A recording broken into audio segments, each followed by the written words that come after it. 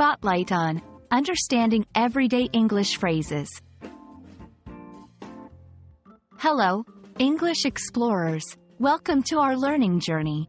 Today, we're going to shine a spotlight on the phrase, spotlight on. This is a common phrase you might have heard in conversations, movies, or even at work. Let's dive into what it means and how you can use it in your own conversations.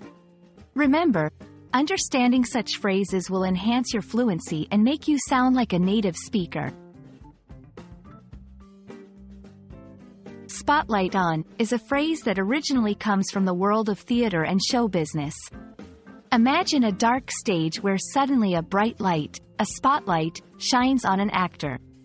That actor is now the focus of everyone's attention.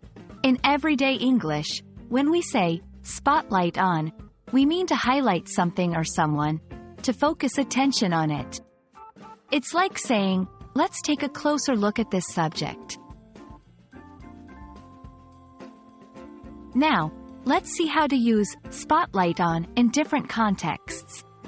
In a meeting, this week, we're putting the spotlight on our marketing strategies. In news or articles, today's spotlight is on the local elections. Personal conversations, I'd like to turn the spotlight on Sarah, who has just returned from her volunteer work abroad. By using this phrase, you are directing attention to a topic or person, just like a director would in a play or a movie. Interestingly, you can also use variations of this phrase, such as, in the spotlight. The new policy has been in the spotlight this month. Under the spotlight. The CEO is under the spotlight after the recent scandal. These variations all revolve around the theme of attracting attention and focus to the subject at hand. And there you have it. You now know how to use spotlight on like a pro.